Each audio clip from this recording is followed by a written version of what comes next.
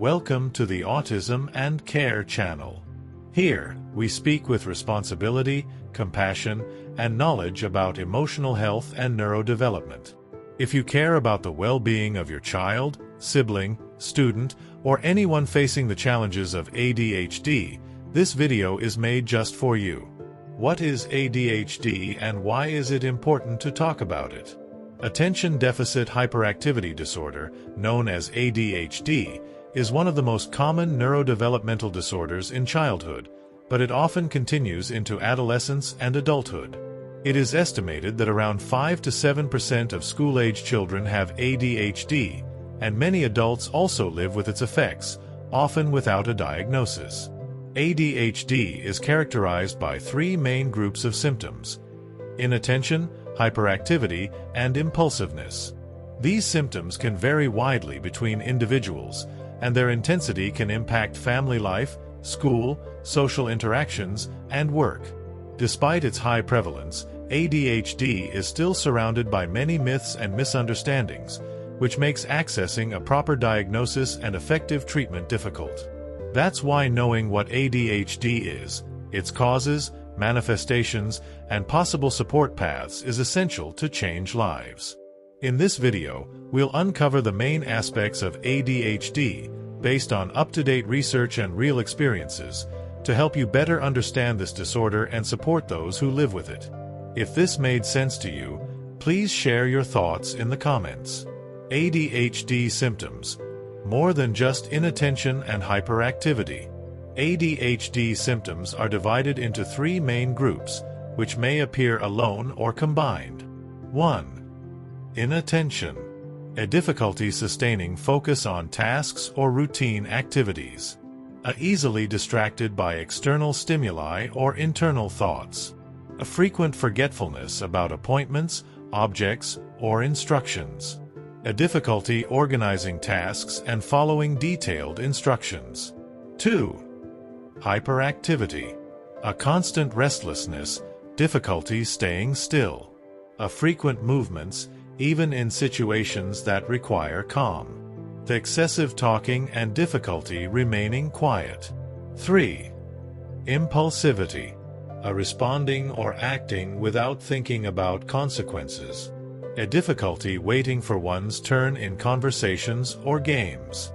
A frequent interruptions of others' activities. It's important to understand that these symptoms need to be present for an extended period and cause significant impairment to constitute an ADHD diagnosis. Have you noticed any of these signs? Tell us down below. How ADHD affects the daily life of children and families.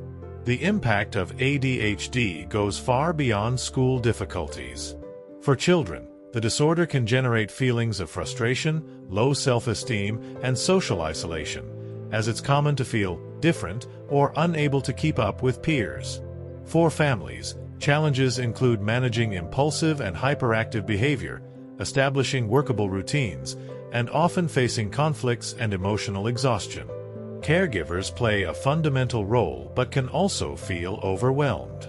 By understanding these impacts, we can seek more effective and loving ways to help children develop their potential, respecting their pace and difficulties.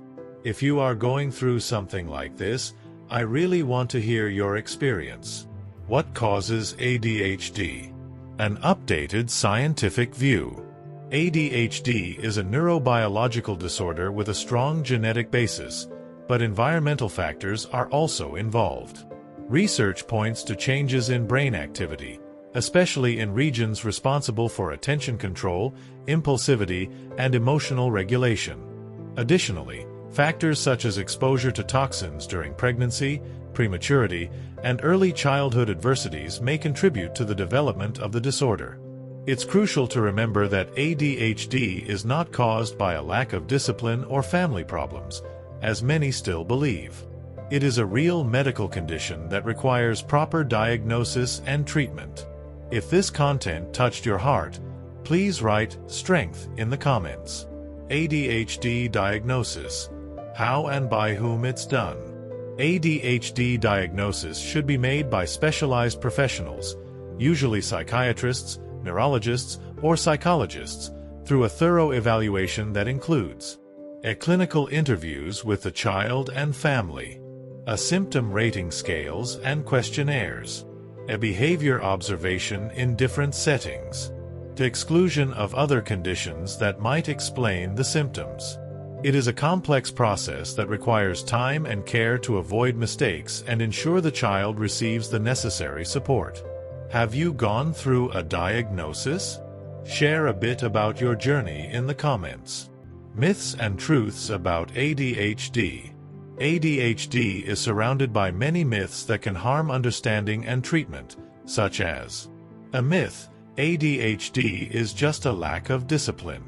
A truth: it's a neurobiological disorder affecting brain function. A myth: children with ADHD are lazy or badly behaved. A truth: they face real difficulties maintaining attention and controlling impulses. A myth: medication is dangerous and addictive. A truth: medications are safe when prescribed correctly and help control symptoms. A myth: ADHD disappears with age. A truth: it can persist into adulthood and require ongoing support. Debunking these myths is essential to provide appropriate support and respect. If you've heard any of these myths, share your thoughts here. Treatments and interventions. What can help?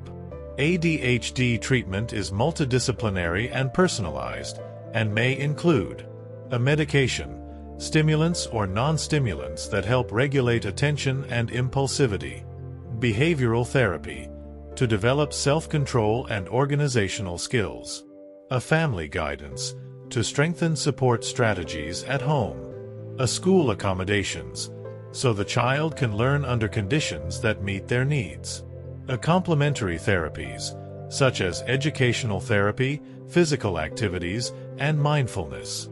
Continuous follow-up is key to adjusting strategies and promoting healthy development. If this makes sense to you, share in the comments how your journey has been. ADHD in adolescence and adulthood, challenges and strengths. Many believe ADHD is only a childhood issue, but it can continue through adolescence and adulthood, showing up as academic, professional, and relational difficulties. Understanding ADHD in these phases is fundamental to supporting young people or adults to develop their strengths, like creativity, energy, and out-of-the-box thinking, while receiving help with challenges. Do you know someone who lives this experience? Tell us about it.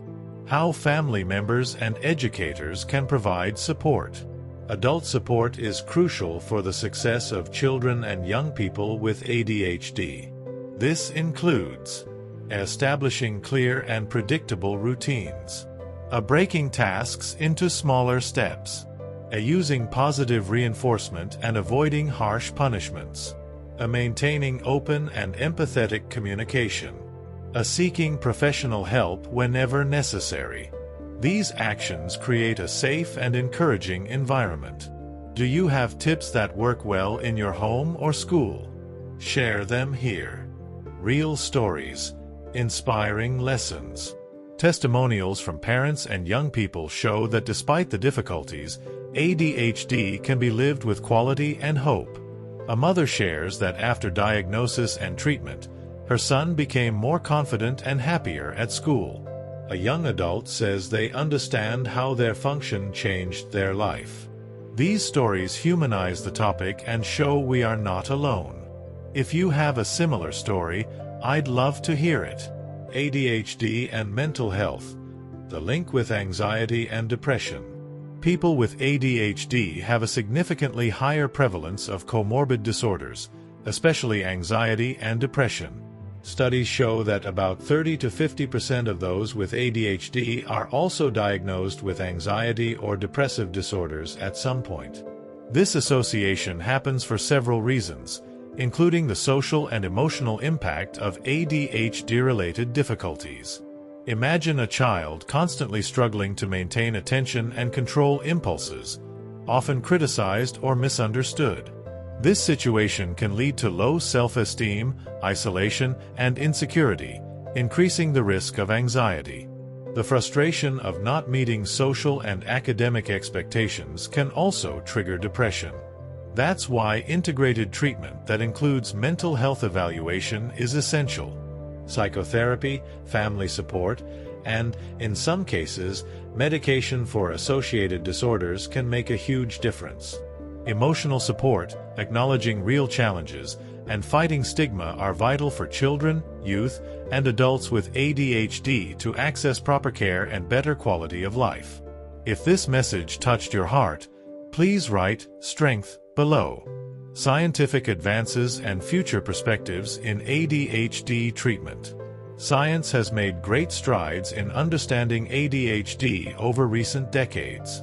Neuroimaging studies reveal differences in brain activity, especially in areas linked to attention, inhibitory control, and emotional regulation. This has paved the way for increasingly personalized treatments. New technological approaches like cognitive training apps, virtual reality, and biofeedback show promise in helping manage symptoms. Studies also assess the combining of non-pharmacological interventions with traditional therapies. Additionally, understanding ADHD as a spectrum with broad variations in presentation and severity influences treatment personalization, respecting each person's uniqueness. The future points toward a more integrated care model involving education, mental health, and social support, promoting autonomy and well-being throughout life stages. If this content resonates with you, share your thoughts in the comments. Promoting inclusion and empathy for people with ADHD in society. Promoting inclusion is more than making environments accessible. It's about building a culture of empathy and valuing neurodiverse differences. In schools, this means training teachers to recognize and meet the needs of students with ADHD by adopting methods that highlight their talents and minimize difficulties. In workplaces, policies that understand ADHD characteristics can open doors for more productive and welcoming environments. Public awareness campaigns also help debunk misconceptions and reduce prejudice, creating spaces where people with ADHD feel valued and understood. Inclusion is a collective process requiring everyone's commitment to making society fairer and more welcoming. Have you seen such initiatives in action? Share your experience here. Resources and support available for families and people with ADHD. Knowing where to find help is a crucial step for those living with ADHD. There are many national and international organizations offering support, information, and support groups, such as CHAD, Children and Adults with Attention Deficit/Hyperactivity Disorder, and ADHD magazine, which provide reliable content and welcoming communities. Specialists in neurodevelopment, psychologists, psychiatrists, educational therapists, and occupational therapists are important allies in care. Joining support groups, whether in person or online, allows sharing experiences, exchanging strategies, and emotional strengthening. Building a support network makes all the difference in treatment success and quality of life for people with ADHD and their families. If you already know about any of these resources, please share them with us. Final message: hope, information, and support. Living with ADHD can be challenging, but it's important to remember that the disorder does not define who you or your child are. Every person with ADHD carries a universe of potential, creativity, and unique ways of seeing the world. With accurate information, specialized support, and lots of empathy, it's possible to turn challenges into opportunities.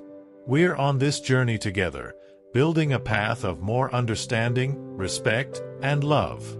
Subscribe to the Autism and Care channel, share this video, and help us spread awareness, understanding, and support for every child.